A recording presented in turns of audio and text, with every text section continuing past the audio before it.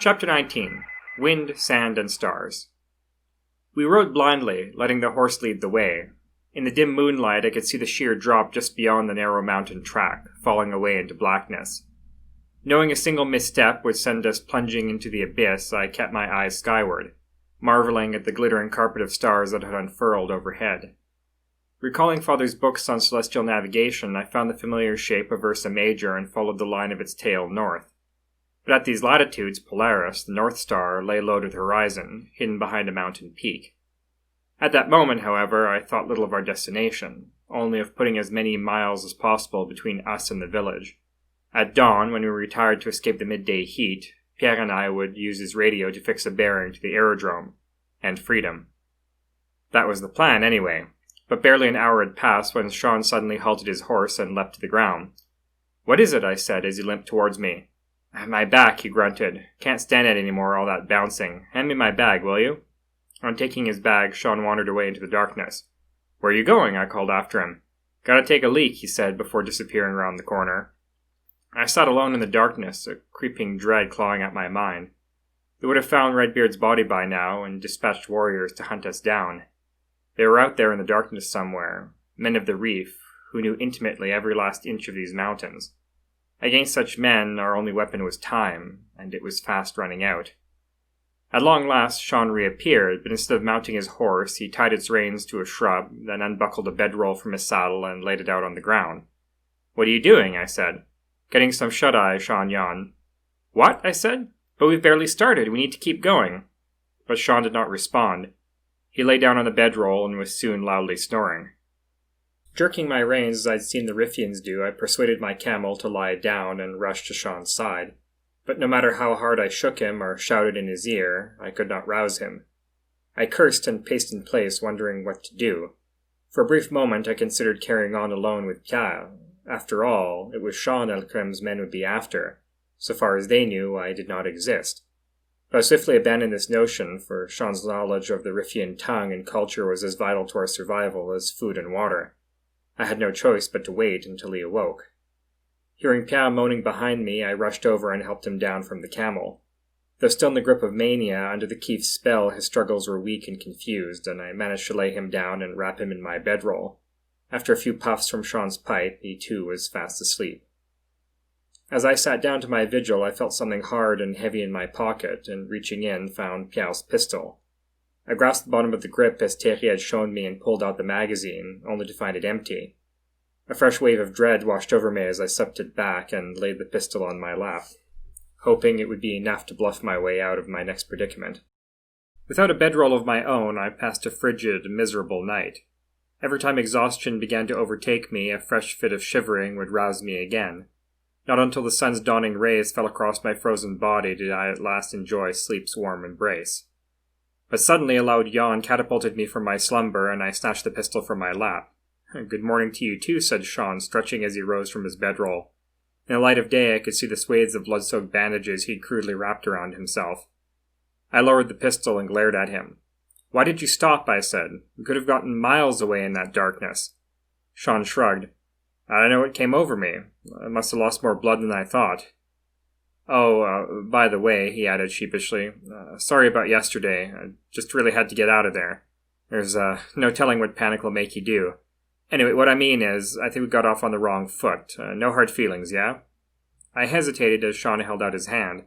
From the moment I'd met him, I'd struggled to size up this American. I'd met all sorts of men, from scheming John Silvers to innocent Ben Guns, but as far as I could tell, Sean was neither. A Squire Trelawney, perhaps, eccentric and irritating, but ultimately harmless. "Why did they flog you?" I said, still eyeing him suspiciously. Sean hesitated. Well, remember how I said the Riffians would have the perfect society if they got rid of that religion of theirs? Well, turns out they don't much appreciate when you tell their kids that." Reluctantly, I shook his hand. "Right," said Sean. "Let's get some breakfast and get out of here." "But we can't move during the day," I objected. "It's too—" I fell silent as a sudden realization struck me. I snapped my head left and right, hoping I was mistaken, but no. The animals were gone. Scrambling over to the shrub where Sean had hitched his horse, I found snapped branches and scratches on the bark where the reins had broken free. "Sean?" I said. "Where are the animals?" Sean glanced about him, bewildered. "Huh," he said. "I could have sworn. I dashed around the corner and looked out over the path as it snaked its way through the rugged landscape, but saw no sign of the animals. Doubling back, I headed west in the direction of the village, but as I rounded a corner I nearly collided with a figure sitting on the path, who sprang up with a cry of terror. "Oh, it's you," said Pierre, sighing with relief. Having regained his wits, he returned to his perch at the path's edge, where I had laid out the radio and a compass at his side. There he sat, quietly puffing at Sean's pipe as he slowly turned the loop aerial in his hand. "It's still northeast," he said. "What?" "The aerodrome," said Pierre. 13 degrees northeast. "Good, that's good," I said distractedly. "Pierre, have you seen the animals?" "The animals?" "A horse and a camel," I said. "The ones we rode here on. Have you seen them?" Pierre thought for a moment. "Yes," he said. "Yes, we did, didn't we? Let's see." But after a few moments he frowned and shook his head. "I'm sorry, it's like I've just woken from an awful nightmare. I dreamed I killed someone." As he muttered to himself, I gazed out over the path leading back to the village. Once more, I saw no sign of the animals. "Ah, there you are," said Sean brightly as he rounded the corner. "Find the horses?" "No," I muttered, struggling to keep my composure. "They're gone." "Gone," said Sean, his placid smile suddenly melting away. "I told you," said Pierre in a sing-song voice. "No good escaping. No good at all. No one makes it out here. No one but Arabs and foxes." "Quiet," I snapped. "Let me think." Pierre carried out chanting, but it hardly mattered. It took only moments for me to reach that inescapable conclusion. "We have to go back," I said. "What?" said John. "Go back where?" "To the village." Sean's eyes widened with fear. "Oh no," he said, shaking his head. No, bad idea." "What choice do we have?" I said. "We haven't any water. We won't last 3 days out here." "Not even 2, more like," Pierre chimed in. "If we go back, you know what'll happen?" said Sean. "They'll shoot us on sight." "What then?" I say we keep going along the path, right?" said Sean. "We're bound to come across another village. They'll give us food and water." "What?" I said. "Won't they just capture us again?" "Not if they don't know who we are. The Berbers have a code of hospitality, see? They'll give food and shelter to anyone who asks for it, no questions asked." "What if they don't?" I countered. "Surely El Krim's men must be hunting us." "Yeah, but all the fighting men will be out on that mission to Rasuli's camp," Sean insisted. "The villages will be full of women, children, old men. They'll take care of us." I paused for a moment, surveying the forbidding landscape ahead. It was not yet midday, and the sun already beat mercilessly on the rocks. Thirst clawed at my throat, growing stronger every minute. "Are you sure there's a village that way?" I said. "Well, no," said Sean, "but I mean, there's got to be. These mountains are full of villages." "And what if there isn't?" I said, pointing off towards El Krim's village. "We know there's a village back there. If we go off searching for another, we might die of thirst before we get there." "If we go back there, we're guaranteed to die," Sean shot back. "I don't know about you, but I'd rather take my chances out here." In truth, I dreaded the thought as much as Sean, but I could see no other option. It was too hot to travel by day, and by the time night fell we would be too weak to make it much farther. If I'd learned anything from my harrowing odyssey, it was that sometimes the best way forward was to take a step back. "All right," I said as I bent down to gather the radio parts. "Pierre, come on, we're going." No, we can't go, Pierre chanted, rocking back and forth on his perch. "What?" I said. "Why not?" "Because we're being followed." A chill flashed down my spine. With rising dread, I followed Pierre's finger as it pointed off into the distance, praying this was just another one of his delusions. But then I saw them. A pair of figures on horseback riding down the valley towards us. My courage evaporating, I sprang back from the ledge and took off down the path, scrambling to find a cave, a crag, a boulder, anything at all to hide behind. Finding a shallow cave tucked in a hollow above the path, I sprinted back to the campsite and beckoned Sean and Pierre to follow me. Hewing close to the wall, we made our way down the path and one after another climbed up into the cave. It was cramped, barely tall enough to sit up in, but it would do until our pursuers moved on. If, of course, they had not already spotted us. As Sean crawled in beside me, I turned to see Pierre still standing outside, eyes wide with fear. "Pierre!" I hissed. "Come on, get in!" Pierre shook his head, and on trembling legs slowly retreated from the cave mouth. "Pierre!" I called after him, but he had already turned and fled. "Ah, gee," said Sean. "He's going to give us away. Why'd you even bring him along anyway?" "He knows how to use the radio," I said. "He can guide us home." It was at that moment I realized I'd forgotten the radio. It was still out on the ledge by the campsite along with the bedrolls. If the hunters discovered it, they would know we were close by. "We've got to get out of here," said Sean. "Keep moving. Find a village. Lay low." "No," I said. "If we move, they'll see us." "But with him running amok out here, we're fish in a barrel anyway." "Unless..." Unless what? I said as Sean trailed off. Sean hesitated. Unless, we take care of him, he said. I mean, it would take only a push. What? I exclaimed. You mean murder him? I mean, if they hear him, we're all dead, said Sean. Good of the many, good of the few. I gaped in horror as Sean, averting his gaze, turned to stare at the cave wall. As stray thoughts crept in to fill the silent void, my feelings of disgust turned to ones of doubt, and I began to wonder whether Sean mightn't be right after all. Pierre was a danger to us all. Yes, at that instant, he was the only man who could guide us home, but with a little more practice, I was certain I could master the fine art of his radio. I had certainly conquered more daunting challenges. And if by some miracle we finally did rejoin civilization, what then would become of Pierre? Who would be thrown in an asylum, condemned to live out his days in some dark cell, alone and in unending terror? What sort of life would that be? All it would take was a small push, and he would at last be free of his demons, free to rejoin his brother Stéphane in the hereafter. Such a simple, trivial act, but why did the mere thought bring such tightness to my chest? After all, many had died so I could live. The Spanish Marines on the Richelieu, the soldier at the inn, Captain Barra, Jacques, Redbeard, even Madame Fatima. That was just the way of things, those who were useful and those who were not. If I was to survive in this harrowing world, I could no longer count on the necessaries being done by others. I had to take matters into my own hands. With my heart pounding in my ears, I began to crawl from the cave. "Hey, what are you doing?" said Sean. "I'm just going to have a look around," I said as I climbed out into the sunlight. I peered over the ledge to see Pierre sitting on the path below, legs dangling over the precipice as he rocked back and forth, muttering to himself. "You can do this, Edward," I thought, steeling myself. "Just a little push, and it's done." Moving silently and deliberately, I dropped to my knees and backed over the edge, slowly extending my leg in search of a foothold. Finding purchase, I placed my weight upon it and slowly lowered my other leg. But the moment I found a second foothold, it immediately gave way, and a large stone broke free from the wall, ricocheted off the path, and went tumbling into the abyss. As I followed its fall, my eyes were suddenly drawn to a strange sight far below on the valley floor, a thin wisp of white smoke rising into the air. The dark shapes of the hunters' horses stood beside it, and a moment later the hunters themselves emerged from a nearby cave and sat down around the fire. I scrambled back to the ledge and surveyed the scene with dismay. Even if the hunters had not spotted us, we were trapped now, pinned in place until nightfall. For even if we managed to gain a sizable lead, on horseback that lead would be closed with terrifying swiftness. Horseback. The moment the word crossed my mind, it set my thoughts racing, and soon another one of my impossible notions began to take shape. Heart pounding anew, I sprinted back to the cave. "What's going on?" said Sean as I ducked through the entrance. "They've stopped," I said. "Pitched camp at the bottom of the valley." "Shit, they know we're here." "I don't think so," I said. "They'd have come for us already, wouldn't they?" "No ruffian would make camp at the bottom of the valley," said Sean. "They'd find higher ground." "No, they're waiting for us to slip up, break cover." "That's why they'll never expect us," I said, barely able to contain my excitement. "What?" said Sean. "Think about it," I said. "What have they got?" Sean stared at me blankly. "Horses," I exclaimed, "and water and food and everything we need." "Wait, you're not thinking—" I nodded. Sean's eyes widened. "Are you insane?" "What else can we do?" I said. "It's either this or wait until night and hope we find another village. It'll be easy. Once we have horses, we can get miles away before they even notice." "How do you plan on sneaking past them?" said Sean. "They spot us, we're dead." "We use Pierre as a distraction," I said. "Like you said, the Riffians don't know what to do with a madman.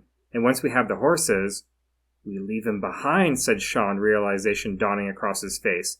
"Exactly," I said. "Make him their problem." But suddenly Sean frowned and shook his head.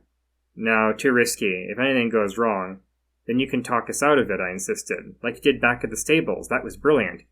The flattery worked. After a moment's hesitation, Sean finally relented. "All right," he sighed. "You go on ahead, and I'll be right behind you." "What? Why?" "Gotta take another leak." I found Pierre still sitting at the trail's edge, idly kicking his legs over the precipice. "They haven't moved," he said as I approached. "Haven't spotted us either." "Pierre," I said cautiously, "how you feeling?" "Oh, better, much better," said Pierre. "I'm sorry, small spaces, I can't—" "Good," I said. "Listen, I have a plan, but I'm going to need your help again. Are you up for it?" A smile slowly spread across Pierre's beleaguered face. "Yes," he said, nodding eagerly. "What do you have in mind?" The sun was like a hot brand pressed against our backs as we lowered ourselves down the sheer face, our sweat-drenched hands struggling for purchase on the rocks. I climbed slowly and deliberately lest a rockfall betray us, and before long my skin was on fire and my throat screamed with thirst. Above me, Sean struggled to keep pace, his movements slow and clumsy, while below Pierre leapt fearlessly from crag to crag with the agility of a mountain goat, soon reaching the valley floor. Once at the bottom, we skirted the valley wall until the camp hove into view and hid ourselves behind a boulder. Glancing across the valley floor, I felt a fresh pang of dread, for what had seemed like a short crossing from high above was from this vantage revealed to be nearly 100 yards. If I was spotted, there would be nowhere to hide. But instead of terror, I was overcome by a great weariness, for I was growing half sick of these mad capers. What had once seemed like thrilling adventures straight out of boyhood fantasy had by now become rote and tiresome. As I steeled myself for the coming dash, I took comfort in the fact that this would be my last great folly, that my next port of call would be the aerodrome, and civilization. "Wait a minute," said Sean, holding me back. "Those aren't Al-Krim's men." "What?" "Look at the saddlecloth," said Sean. "Those aren't Al-Krim's colors, they're Rasuli's." Indeed, the hunter's mount sported not the solid crimson of Al-Krim's men, but bold stripes of red, black, and yellow. But why this mattered one jot I did not know, for a Riffian was a Riffian. "Are you ready?" I said, turning to Sean and Pierre. For a fraction of a second, the strangest expression fell across Sean's face. His eyes grew wide and hungry, like those of a starving man stumbling upon a feast. His lips parted and for a brief moment curled into a malevolent grin. And then it was gone. "Yeah," said Sean, nodding. "Ready." I blinked and shook my head. Had I only imagined it? "Are you ready?" I asked Pierre. "Oh, yes, yes," he said, nodding eagerly. I could only pray that he was right. If he froze up or slipped into another fit, we were doomed. I took a deep breath and peered over the boulder. To my astonishment, at that moment the two hunters turned and ducked into the cave, leaving the horses unattended. "Now!" I called as I sprang from behind the boulder and charged into the open. My eyes were locked on the cave as I sprinted, watching for the slightest flutter of movement. The open plain seemed to grow wider with every step, the camp receding ever further out of reach. It felt like running in place. Minutes slipped by like seconds, yet the horses seemed no closer than before. Soon I realized I would never make it. I had to turn back, find cover before the hunter spotted me. No, I thought. I was already halfway there, just a little further. I quickened my pace, pushing through the burning in my lungs, the stinging sweat in my eyes. Slowly the horses drew closer and closer, and at last I was upon them. I dove and threw myself behind a boulder, landing just as the rattle of a cooking pot announced the hunter's return from the cave. I watched and waited for them to turn their backs before creeping up to the nearest horse. "Got it," I whispered to Sean as I untied the horse's lead. "Got yours?" Hearing no reply, I glanced about to find myself alone. Sean was nowhere to be seen. A cold sweat flashed across my brow. "Don't worry," I assured myself as I approached the second horse. "He's just hiding too. He'll be here soon." But I had just unfastened the second lead when suddenly a voice spoke up behind me. "Misikir," it said. "Matanit?" I whirled around to see Sean advancing towards the campfire, hands raised. The hunters sprang to their feet and leveled their rifles at him. "Qui êtes-vous?" one snarled in French. "Quien est abi?" said the other in Spanish. "Oho, oho," said Sean. "Ikin sing America, America." "Yisemniek?" one of the hunters barked back. Suddenly Sean turned his head to lock eyes with me, and to my horror the hunters turned to follow his gaze. Their murderous eyes, framed by black headscarves, glared right into mine. I dove to the ground as they opened fire, bullets whistling over my head. Behind me the horses whinnied, reared up, and bolted. The hunters lowered their weapons and gave chase, but the animals swiftly disappeared down the valley. Hearing the crunch of the hunter's sandals approaching, I reached to my pocket for my knife. "Ivan? Thierry?" All hands turned in unison as Pierre emerged from behind a boulder and staggered towards the hunters, his eyes wide and welling with joyful tears. "Pierre?" said one of the hunters. His hand rose to his face and pulled away his headscarf, revealing ebony skin and ivory eyes. His hulking companion followed suit, letting his long black beard spill down his chest. I gaped in disbelief. These were no Riffian warriors, but my shipmates. "Oh, it is you!" cried Pierre, clasping Ivan in his embrace. "I thought I'd never see you again. Where are the others? Are they with you?" "No," said Ivan. "Just us." "And Stéphane," said Pierre hopefully. "Where is he? Did you see him? Did he make it?" "I don't." As Ivan's gaze caught mine, I shook my head. "Yes," said Ivan. "Yes, I saw him escape." As Pierre broke into sobs of joy, Ivan obligingly patted his back, but his gaze was fixed on the horses, now little more than black specks, trailing clouds of white dust in the distance. "Liat," he cursed.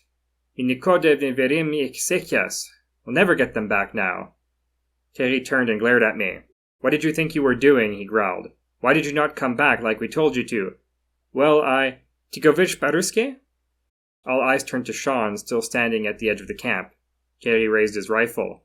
Nisradia, Sean exclaimed, raising his hands. "Yet Tavarish!" "Who is he?" said Ivan.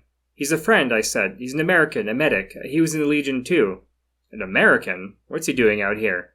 "He was captured, same as us. He helped us escape." "Is that true?" Ivan said to Pierre. "What?" said Pierre, blinking in confusion. "Did he help you escape?" Pierre fell silent, brow knitted, and for a moment I feared he'd forgotten our escape entirely. "Yes," he finally said. "Yes, he's a friend." "And he knows Riffian," I added. As Thierry glared down the barrel at Sean, the American began to tremble. But after a moment, the tall African gave a resigned grunt and reslung his rifle. "Well, let's hope he knows how to march as well," he said. "March?" said Pierre apprehensively. "What choice do we have now that your little mastermind lost the horses?" said Ivan, flashing me a dirty glare. "What is the motto of the Legion, Corporal?" Slowly Pierre's expression changed from horror to despair and finally quiet resignation. "March or die," he mumbled. "Right," said Ivan. "Break camp. Let's try to make some distance before sundown." And so we set off once more into the reef. Without horses, we could not navigate the treacherous mountain paths by night, so we marched in the blistering heat of day. With brutal swiftness, the blood took its toll. My legs ached from the endless hills, my back from the heavy water bag digging into my shoulder, and so choked was my throat with dust and clawing thirst I could barely breathe. Once more I entered that feverish, dreamlike haze, my body and mind congealing into a single dull ache. I seemed to float over the ground, my feet carrying on mechanically beneath me. How any man could endure such an ordeal, let alone fight for weeks on end, I did not know. The coming of evening brought some respite, but it was still many hours' march before we finally halted and pitched camp beneath a rock ledge. With no wood to be found, Ivan and Thierry built a small fire from camel dung collected along the trail. It stank to high heaven, but it was welcome relief from the cold night air. The Legionnaires then distributed our ration of 1 cup of water each, a mere thimbleful that barely touched my ravaging thirst. Desperate to distract myself, I joined Pierre in setting up the radio. "May I said as Pierre completed the connections. He nodded and handed me the headphones. Yet, despite my best efforts, the fickle contact continued to elude me. "Here," said Pierre, reaching into the circuit. Within seconds I heard the crisp chatter of the aerodrome. "How do you do that?" I said. "I mean with your—" As I gestured to Pierre's trembling hands, he withdrew them in embarrassment. "Oh, well, I suppose," he said, "I just push a little bit beyond, let it snap back into place. Let the spring help me rather than fighting it." "Like this?" I said, reaching back into the circuit. Just as he said, as soon as I heard the signal, I pushed the spring a hair's breadth further, then released it. To my astonishment, the signal remained. "Yes, that's it," said Pierre. Suddenly I heard the crunch of boots as Ivan approached. "What are you doing?" "Finding the aerodrome," I said. "Aerodrome? What aerodrome?" "There's an aerodrome around here," I explained, "just to the north of us. 13 degrees northeast," Pierre added. Ivan raised a skeptical eyebrow. "Are you sure?" "Oh, yes," said Pierre, holding out the headphones. "Here, listen." Ivan waved him off. "How far?" 100, maybe 150 kilometers, said Pierre. "Close, anyway. Why didn't you tell us this before?" "Well, It's no good," said Thierry from the ledge where he was standing watch. "What?" said Ivan. "The mountains run east-west," said Thierry. "To go north, we'd have to go over them." Ivan fell silent for a moment. "Wait, what about the river?" he finally said. "Does it flow north-south at any point?" "Yes," said Thierry, "after 100 kilometers or so east." Said Ivan, frowning. "That doubles our journey, but it's better than mountaineering." Thierry nodded and returned to his vigil. Ivan turned to Pierre. "Can you pick up that signal again?" "Oh, yes," said Pierre. "Anywhere." "Good," said Ivan. "Then tomorrow we keep moving east. We should be able to—" "Wait," he suddenly exclaimed. "Where's the American?" I glanced towards the campfire where Sean had been resting, but he was nowhere to be seen. Ivan unslung his rifle and aimed it into the darkness. "Amerikansky?" Nothing. Silence. "Amerikansky!" he bellowed. Yeah, I'm here," said Sean as he emerged around the corner. "Chovi delali," Ivan barked. "Mochitsia." Sean yawned as he lay back down by the fire. "Both of you get some sleep," Ivan grunted. "Tomorrow we make for the river." We set off at first light, reaching the ruined village by midday. Skirting around it, we came upon a small grove of olive trees, branches flush with ripe green fruit. Sean picked some as we passed through, but before he could eat them, Thierry smacked them out of his hands. "Hey!" Sean protested.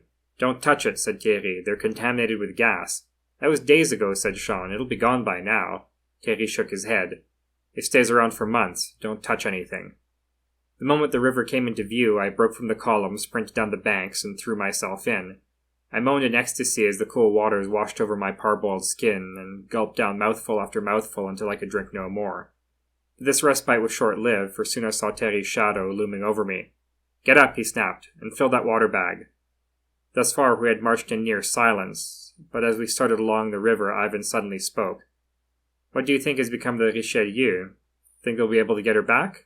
Thierry shook his head. "Shot to pieces, or else the government and Rabat's confiscated her." "And that's if the coastal tribes haven't stripped her to the bone," said Ivan gloomily. "So, what will you do when you get back? Go back home?" "No," said Thierry. "There's nothing left there." "What then? We aren't getting another ship, not without the captain's money." "Nothing left but to re-enlist, I suppose." Thierry grunted. "What are they talking about?" said Sean. "What they'll do once they get home," I said. "And?" "They're thinking of rejoining the Legion." Sean burst into laughter, drawing glares from Ivan and Thierry. "What's so funny?" I said. "You said they're arms smugglers," said Sean. "Yes." "See, this is what I was talking about," Sean continued, struggling to suppress his laughter. "They fight and die and bleed for their country and their empire, and how do they get rewarded for it? They get kicked to the gutter, left to starve. And what do? Start selling weapons to keep the same colonial wars raging, to hold up the same exploitative empires, to serve the same wealthy elites who threw them into the meat grinder in the first place. And now when they're down on their luck again, what do? Go back for more. Just like Marx said, when the people don't know they're oppressed, they'll do anything to keep the system going." Suddenly Ivan halted and whirled around. "Choti skazalu, Marx!" he growled. "Ya skazal, ya bil radushalu," Sean replied. "Chot sar bil you ubit, kak sivinya." "Iego zena!" Ivan roared back. "Iego zena!" Ivan roared back. "Iego sin docheri! I moja semya! Kladogorovno, ubit svashmi bolshevismi sobakami!" Within seconds this exchange exploded into a vicious shouting match, Ivan's face flushing blood red as he spat and snarled like a wild animal. Meanwhile, Sean stood calm and defiant, parrying the Russian's growls with laconic smugness. Suddenly, Ivan unslung his rifle and shoved the barrel into Sean's chest, but before he could pull the trigger, I threw myself between them. "Stop!" I cried. "We need him!" "The only ones who need this piece of filth are the buzzards," Ivan hissed. "Do you speak Riffian?" I said. A long silence followed, Ivan's finger playing on the trigger. But once again, he relented and lowered his weapon, only to immediately slam the butt into Sean's gut before resuming the march. "Thanks for that," Sean groaned as he staggered up to me. "What was that all about?" "Well, let's just say your friend's a bit, stuck in the past." "So how about you?" said Sean after a moment. "What are you planning to do when you get home? Not still thinking of joining the Navy, are you?" I said nothing. "Really?" he scoffed. "Look around you. You really want to be a part of all this?" "But it's like I said," I countered. "The Spanish and the French did this." "Geez, kid," says Sean. "You should make your way to India someday. That'll be a real eye-opener for you. Believe me, all empires are the same. Take him, what's his name? Thierry. Doesn't speak English, I take it?" "No, just French. Spanish, too, I think." "Habla español?" said Sean, glancing over his shoulder. Thierry responded with a glare. "A little," he muttered. "Your hand," said Sean, pointing to the stump of Thierry's left arm. "The Congo?" Stony-faced, Thierry nodded. "What's the Congo?" I asked. But Thierry did not reply, and we carried on marching in silence. "The Congo is my home," he suddenly said a moment later. I glanced behind me in surprise. "And how did you lose your hand?" I said hesitantly. Thierry was silent for a long moment, gazing stoically into the distance. "Many years ago," he said, "King Leopold of Belgium took over my home, claimed it as his own property, to do with as he pleased. He told the world he was a humanitarian, that he wanted to bring civilization to the Congo, roads, education, medicine, Christianity." Suddenly, Thierry's face hardened. "But Leopold only wanted one thing," he continued. "Rubber, as much as he could get, as fast as he could get it. He enslaved us all, turned the Congo into one big plantation. From when I was a boy, I had to collect the rubber from the trees, bundle it, carry it on my back through the jungle. Every day for 12 hours, sometimes more, my mother, my father, my sisters. When we did not bring in enough, they sent the force publique to punish us.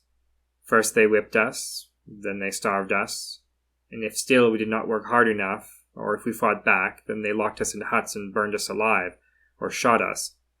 But their officers had told them they could not waste a single cartridge, so for every man they shot they had to cut off a hand and bring it back.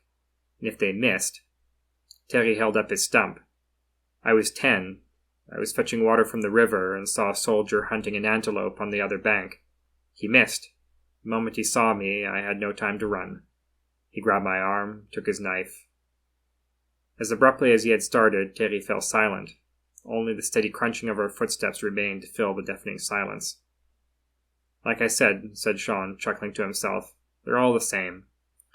As day wore on, Sean grew ever more agitated, twitching, shivering, scratching, and wincing. Are you all right? I said. Say, Sean groaned. Did you ask if we could stop for a minute? My back is killing me. I dutifully obliged, but Ivan's response was swift and blunt. We stop when I say so, he growled. Now march. March or die, Pierre muttered. March or die. Sean gritted his teeth and carried on, but it was clear he was in terrible pain. After only a few minutes, he broke from the column and staggered off towards a nearby outcrop. But Ivan was on him in an instant, seizing him by the collar and flinging him to the ground. I said we don't stop until I say, Ivan grunted as he plunged his rifle butt into the screaming American's back. His face twisted in agony. Sean weakly nodded. Get him up, Ivan barked. With Sean leaning against my shoulder, we marched until dusk, whereupon we fell into our nightly ritual of finding a cave, building a fire, and deploying the radio. By now I had mastered the fickle contraption, zeroing in on the signal every time. How far now? Said Ivan. I don't understand it, said Pierre. It's the same bearing, but somehow it's getting weaker. Weaker? Yes, said Pierre, shrugging apologetically. It's close by. It should be getting stronger. I'm sorry, Sergeant. It must be the circuit, or interference from the mountains. I don't... It's all right, Corporal, said Ivan. Carry... He fell silent as his gaze snapped to Sean, who had just emerged from around the corner. He was no longer limping, his expression strangely serene. He curled up by the fire and was quickly asleep.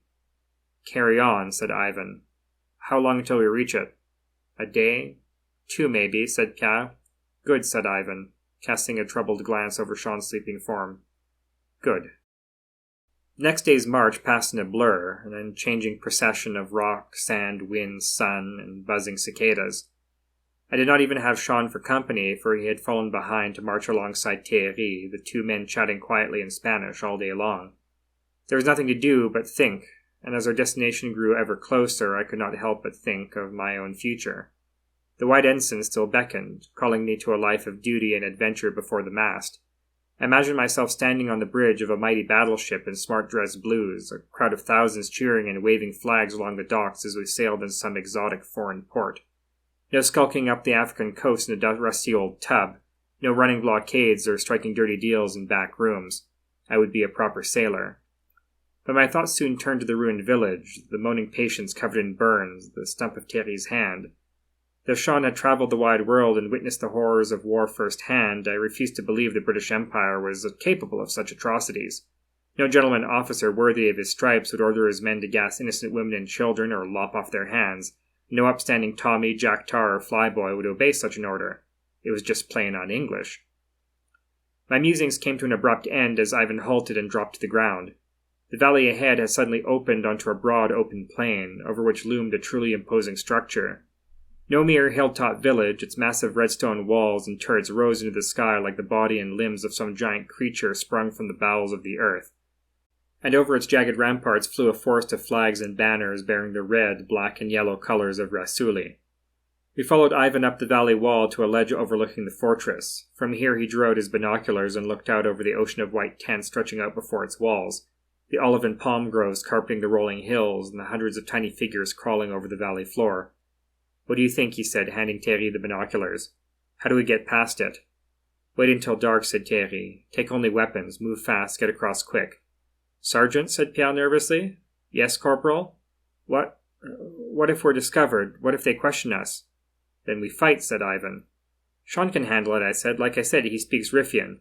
No, said Ivan. Absolutely not. Why not? Because he's the only one who can, said Ivan. If they question the rest of us, we'll be found out. No, if we're spotted, we fight, and hope we can get out in the confusion. At this, Pierre became agitated, compulsively rubbing his wrists. Suddenly I had an idea. Wait, what if we were his prisoners, I said. He pretends to be one of Rasuli's men, and we pretend to be his prisoners. Then they won't even think about talking to us. No, but— I said no, Ivan snapped. If the American breathes one word during the crossing, I'll slit his throat myself, understand? Wide-eyed, I quickly nodded. Meanwhile, Pierre had begun to shuffle about the ledge, frantically rooting through the provisions piled against the wall. What are you looking for, Corporal? Said Ivan. The bag, said Pierre breathlessly. The bag, the one with the pipe, with the keef. Sean must have it, I said. Sean, do you— But Sean had vanished, as had Thierry. Alarmed, I patted around the corner and found them squatting under a small rock shelf, whispering in Spanish. As I approached, Sean jerked his head up and hastily stuffed something into a bag. What do you want? He said angrily. It's Pierre, I said. He needs keef. With an irritated grunt, Sean tossed me a bandage tin, and I retreated back to the ledge. When the pair finally returned, Sean curled up in a shaded corner while Thierry approached Ivan. I'll take the watch, he said. Get some sleep. I'll wake us up at nightfall. Ivan shook his head. No, I'm all right, he said. But I always take first watch, said Thierry. With a nod, Ivan gave up his post and retreated to the shade, propping himself up against the wall. You too, he said to me and Pierre before immediately falling asleep. I suppose when one's life is spent on the march, one learns to catch whatever brief snatches of rest one can. As for myself, I had no intention of sleeping. The aerodrome lay just over the horizon, somewhere in the great emptiness stretching out beyond the valley, so close I could almost touch it. But it might as well have been on the moon, so treacherous was the crossing ahead of us. And among the untold dangers we would face, the gravest lay right beside me. Pierre. Loath I was to admit it, Sean was right. We would be better off without him. After all, I had mastered the radio. We no longer needed him to guide us home. I glanced over the ledge of the valley floor. It was easily 100-foot drop. All it would take was a small push in the dark. Everyone would think he'd panicked in the night and fallen. Suddenly, Thierry snapped his head around. I said sleep, he snapped, and I quickly dropped to the ground. As I lay there, pretending to sleep, my hopes of ridding us of Pierre quickly faded away. With Thierry on guard, I would never get away with it, and if the fall didn't kill Pierre instantly, his moans of agony would betray us. I cursed under my breath. For better or worse, Pierre was coming with us, our fate held in his trembling hands. I closed my eyes for it seemed like a moment, but when they opened, the orange glow and long shadows of evening had given way to a velvet blue sky. The moon and a scattering of stars lingered overhead, while a faint lilac glow painted the eastern horizon. Mired in the haze of waking, it was several moments before I realized it was dawn. I sat bolt upright, frantically glancing around me. Ivan and Pierre were still fast asleep, but Sean and Thierry had disappeared. I paced the length of the ledge and cast my gaze about the surrounding cliffs, but saw no sign of them. I turned back and made to wake Ivan, but spotting the dagger clutched in his hand, I hesitated and instead lifted the rifle leaning at his side, stepped back, and prodded his shoulder with the barrel. Ivan sprang to life and swung the blade in a deadly arc, gouging the rifle's wooden stock. What is it? He grumbled. Thierry and Sean, I exclaimed. They're gone. Gone, said Ivan, head swiveling about. He blinked in confusion as he saw the rising sun. What time is it? He said. Why didn't Thierry wake us? The Riffians? I ventured. No, said Ivan. Why would they only take them and not all of us? No, if it was Riffians, they would have slit our throats and robbed us. Ivan marched up to Pierre and prodded him with his foot, jolting him awake. Corporal, said Ivan. Where's the American? Pierre babbled. The American, Ivan pressed. Did you see where he went? No, Sergeant, said Pierre, shaking his head. I was asleep. Ivan rose and resumed his pacing. Thierry wouldn't abandon his post without a good reason. It must have been the American. He must have led him. Suddenly, Ivan fell silent. What? I said. What is— Ivan raised his hand to silence me, and suddenly I heard footsteps approaching. As Ivan raised his rifle, Pierre and I fell back against the wall, holding our breath as the footsteps drew closer and closer. Then a voice called out from around the corner. "Hey, sariste," said Sean. "T'y shitam?" "Debibli?" Ivan growled as Sean and Thierry stepped out onto the ledge. "Chote dal—" But the man behind Sean was not Thierry, but a tall Riffian warrior. In the blink of an eye, he and Ivan snapped their rifles to their shoulders. "Whoa, whoa!" cried Sean, pushing down both barrels, but Ivan shoved him out of the way, and the two warriors continued to stare each other down at point-blank range. "Tigrazne predatel," Ivan barked. "Chosi terra solichos?" "Kid," said Sean. "Tell him to put his gun down." "Why?" I said. "Who is he? Where is Terry?" "I can explain," said Sean. "Just tell him to put the gun down." "Tell this red sewer rat to pry it out of my cold dead hands," Ivan replied. "Where is Terry?" "No idea," said Sean. "Bullshit," Ivan snarled, turning his weapon on the American. "I swear," said Sean, throwing his hands up. "He was already gone when I left." "And who is this?"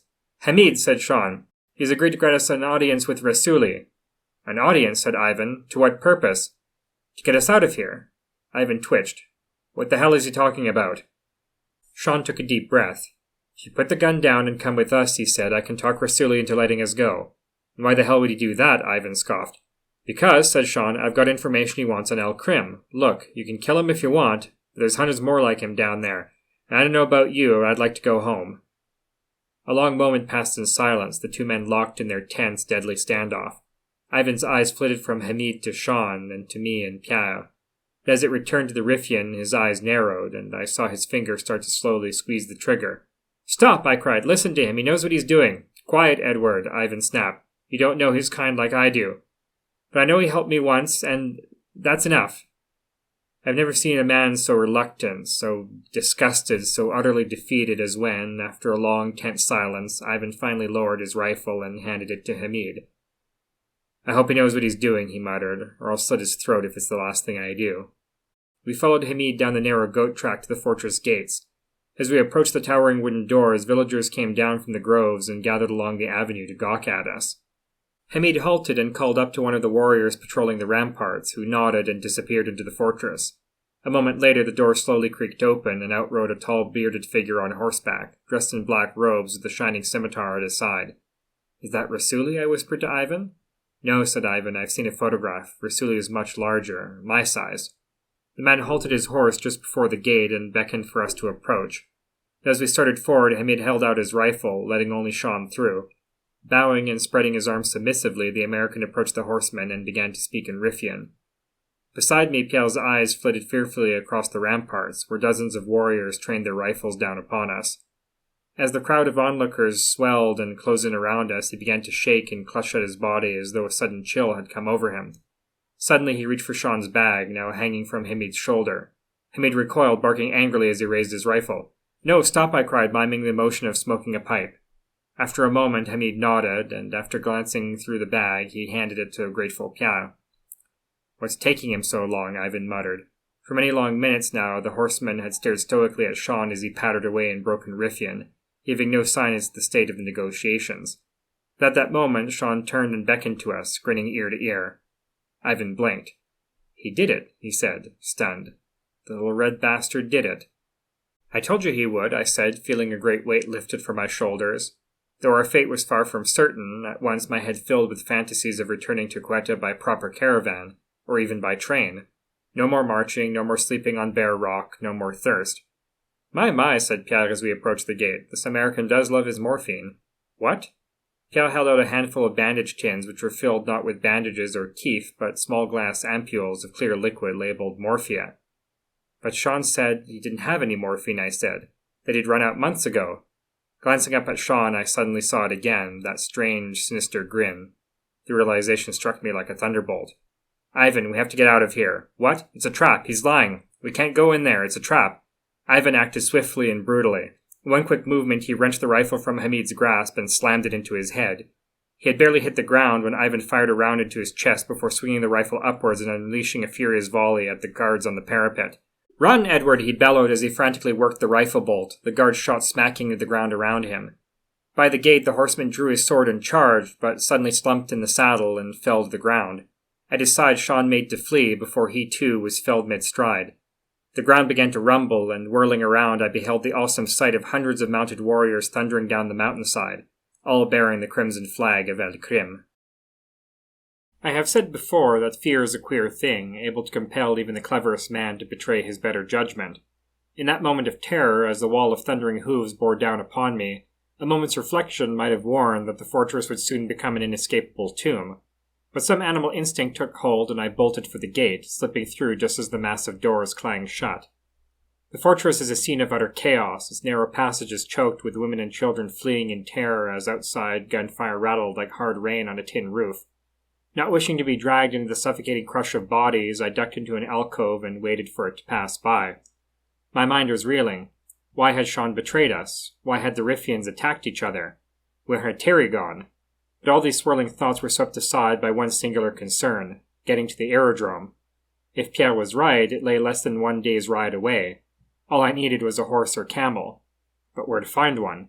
The fortress is enormous, its interior worn of narrow, twisting alleys. but I had to try. As the current of fleeing villagers slowed to a trickle, I slipped out of the alcove and plunged deeper into the fortress. After a number of false turns and dead ends, I came upon a long, low structure built along the fortress's rear wall, its face set with 5 tall arched doors. I scurried up to the first door and tugged at the iron handle, but it did not move. Bracing my feet against the brick frame, I strained against the handle with all my strength, but still it held fast. The next door also proved firmly bolted, as did all the rest. I stood before the final door, flummoxed, when suddenly a warrior came storming across the square, seized me by the collar, and dragged me down a nearby alley. I ducked down to slip out of my burnous, but the warrior released me and thrust a rifle into my hands. I stared at the weapon, stunned, as the warrior charged up the staircase to the parapet, beckoning me after him. An idea forming in my head, I followed him until he reached the parapet and dashed out of sight, then doubled back towards the stables. I had never used a rifle before, and it took a few moments to work out how to cycle the bolt. It was a long and heavy thing, and it took all my strength to raise the muzzle up to the door lock. Bracing myself against the ground, I shut my eyes and slowly squeezed the trigger. The report was deafening, the rifle slamming into my shoulder like a mule's kick. Still the door would not open, so I raised the rifle and braved the punishing concussion again. The lock shattered and the door swung open, but the room beyond held not horses but stacks of canvas bags stuffed with grain and flour. The next room also held nothing but grain, while the third was empty. Up on the ramparts a great commotion suddenly erupted, and glancing up I saw the end of a ladder swing into view, and a scimitar-wielding warrior storm over the parapet. He cut his way through a half-dozen defenders before being felled by a rifle shot and plummeting to the courtyard below. At that moment a sound like rolling thunder split the air, and the turret high above burst into a flower of flame and smoke, raining brick and stone all around. Edkrim's men had brought up artillery. It was only a matter of time before the fortress fell. With only 1 cartridge left, I aimed at the 4th lock, muttered a prayer, and fired. The door swung open, revealing a truly unexpected sight. A young boy of perhaps 8 or 10 sat in the corner of the bare cell. He wore short khaki trousers and a blue school jacket, his head topped with a shock of messy red hair. He leapt to his feet as I burst in, gaping at me with wide, fearful eyes. In his hand he clutched a strange object, a glass bottle holding a tiny model of a square-rigged sailing ship. It was, of all people, Colin Sutherland, the British consul's boy. "Hello," he chirped. "Are you here to rescue me?"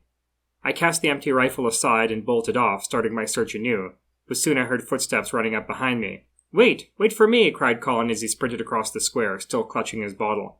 "No, go back," I said. "What's happening?" Colin panted as he caught up to me. "We're under attack," I said. "Go back inside. It'll be safe there." "Attack? By who?" "Edkrim," I said, glancing around the corner. "Now go back." But Colin stuck to my heels, trotting behind me like a lost dog. "What are you looking for?" he asked as I picked my way down the narrow alleys, past piles of corpses and cowering villagers. "I can help you find it. I'm good at finding things. Father says I'd make a good navigator when I join the—" "Get out of here," I hissed. "I'm not here to rescue you." "What?" said Colin. "But Father said—" "I don't care," I snapped. "Now get out of here before you get us both killed." Colin gaped at me in dismay, eyes welling with tears. As I started down the next alley, I heard him start to weep, but I did not look back. The alley led me back to the front gate, and as I emerged into the forecourt, another cannon shot boomed out, and the mighty wooden doors exploded in a shower of splinters. The smoke and dust had not even cleared when the torrent of warriors came flooding through the breach, and I turned on my heel and fled as fast as my legs would carry me. When my lungs began to burn and I could run no more, I dodged into an alcove to hide and catch my breath. "You're going the wrong way." I turned to see Colin sitting where I had left him, tears streaming down his face. "What?" "You're looking for the stables, aren't you?" Colin sobbed. "They aren't there." "Then where are they?" Suddenly Colin ceased his crying and folded his arms, glaring at me with red, tear-stained eyes.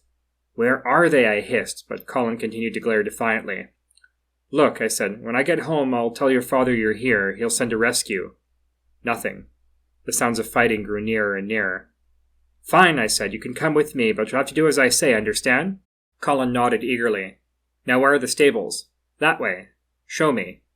Colin rose and led me down the alley, and after a dizzying series of twists and turns we reached a long, low building, a steady stream of mounted warriors galloping from its arched doorways. "See," said Colin. "I told you I—" "Shh," I said. "Wait here. I'll get us a horse and come back for you." "No," said Colin. "You'll just leave me behind." "No, I won't," I assured him. "Just stay put. It's easier if I go myself." But there was no dissuading him, and as I set off across the courtyard, Colin followed close behind. In the chaos of battle we crossed unopposed, but as my eyes adjusted to the gloom beyond the door, I found to my dismay that the stables were empty. "What's your name, then?" said Colin. "Mine's Colin, I know. Quiet," I hissed as I started down the rows of stalls. Perhaps I thought there would be a lame horse or mule left behind. At this point anything would be better than marching across the desert. But all the stalls were empty. We were too late. "Well," said Colin, "what is it then?" "Edward," I said absently as I pondered our next move. "Edward Hawkins." "Like Jim Hawkins," said Colin, his face lighting up with delight. "From Treasure Island?" I froze, taken aback. As I stared into Colin's wide, eager eyes, so full of wonder and spirit, for a brief moment I caught a glimpse of another boy curled up in a cold, dark pantry, with a tattered book and flickering oil lamp, dreaming of adventure on the high seas. But fleeting though this moment was, it was enough for a lurking figure to sneak up behind us. "Arrêtez là!" boomed a familiar voice, deep and nasal. Whirling around, I found myself facing the towering form of Thierry, clad in the dark robes and turban of Rasuli's warriors. I grabbed Colin's hand and made to flee, but Thierry drew a pistol and fired a warning shot. "I said stop," he growled. "Put your hands on your head." Colin stood frozen with fear, but at my prodding he raised his trembling hands. In his other hand Thierry held the reins of 2 camels, and after tugging on them to urge the beasts forward, he waved his pistol to the side. "Come on, move," he said, and Colin and I filed out of the stables ahead of him. "Faster! Move!" he barked, and as he herded us down the alley, a strange feeling rose from deep within my breast. In my short life, I had felt fear, loss, loneliness, guilt, and despair in all their melancholy forms, but this was different. I wasn't afraid, wasn't despairing. I was angry. Angry at all those who had wrenched me from a normal boyhood, beaten me, used me, imprisoned me, dragged me halfway around the world. Unable to contain myself any longer, I halted and spun around, planting my feet in the sand. "Sean was right about you," I spat at Thierry. "The whole lot of you." "What are you doing?" Thierry growled. "Keep moving." "Murderers, thieves, traitors," I roared. "You'll sell anyone out to save your skin, won't you?" "I won't say it again," said Thierry. "Keep moving." "No," I said. Thierry raised his pistol. "Go ahead," I cried. "Do it! Shoot me! I don't care any more. It'll be better than being a slave." At this Thierry's nostrils flared in anger. "Edward," he said, "you don't know what you're talking about. Now—" A shot rang out, the bullet striking the wall by Thierry's head. At the mouth of the alley, silhouetted against the brilliant daylight, stood Ivan. As he marched forward, rifle leveled at Thierry, I saw the limp form of Pierre draped across his back, wrists and ankles bound into a grotesque knapsack. "He's right, you know," he growled. "Oh, we know a thing or two about betrayal, don't we? Wasn't anyone we wouldn't cross? Our country, the Spanish, the Riffians, our captain? Well, who did we swear we would never betray, eh? What was our oath?" "Ivan, Your squad mates," Ivan spat. "That was our oath. Never betray the men who share your dugout. Legio Patria Nostra." As Thierry dropped the pistol and slowly raised his hands, I began to slowly back away. "Ivan," said Thierry, "it's not what it—" "Don't give me that," Ivan snapped. "You abandon your post, Sergeant. You sold us out to the savages, you and that American Bolshevik. Give me one reason why I shouldn't blow your head off." I had nearly reached the nearest crossroad when Thierry did the most extraordinary thing. His expression unchanged, he slowly reached forward and held out the camel's reins to Ivan. "There's a passage out the back," he said. "Into the olive groves. It should give you cover." Stunned, Ivan lowered his rifle. "There's not much time," said Thierry. Ivan slowly nodded. "Right," he said, taking the reins. "Lead the way." Thierry set off down the alley, Ivan beckoning me on. Bewildered, I nodded dumbly and followed, Colin as ever at my heels. We soon reached a street by the outer wall where dozens of warriors were embroiled in vicious hand-to-hand combat. "That's the passage over there," said Thierry, pointing to a small door across the way. Ivan unslung Pierre from his back and laid him on the ground beside me. "Stay here with him," he said, handing me the camel's reins. "Is he dead?" I said. "No," said Ivan. "I just gave him some morphine. Come as soon as I call you, understand?" I nodded. "I take left, you take right," said Ivan, returning to the doorway. "After you," said Thierry, clicking his bayonet into place. "Nonsense," said Ivan. "You always go first." The 2 men exchanged a knowing grin before charging into the fray. What unfolded before my eyes was a spectacle I shall never forget, a sordid but graceful ballet of carnage. Crouching back to back, the 2 old comrades moved as one, every movement honed in the crucible of battle. Their rifle bolts flashed in the sunlight as they poured volley after volley of deadly fire down the avenue, one man covering the other as he knelt down to reload. When a squad of warriors charged with scimitars, they were quickly dispatched in a brutal melee of flashing bayonets and flying rifle butts. When it was all over, the old legionnaire stood knee-deep in corpses, bloodied but alive. "Edward, come on!" Ivan bellowed. As Colin and I dashed across the avenue, Ivan scooped up Pierre and followed us through the door, which Terry bolted shut behind us as fresh reinforcements came charging round the corner. We followed the corridor to another door, which opened out into a small hollow at the edge of the olive grove. "Go quickly," said Thierry. "It's only a matter of time before they find this." "Thank you, my friend," said Ivan, looking upon his comrade with wistful eyes. "Legio Patria Nostra," said Thierry, and the two men clasped hands. As Thierry fled back into the fortress, Ivan slung Pierre over his back and mounted his camel. Colin and I followed, and as the battle raged on, we slipped through the grove and out into the open bled.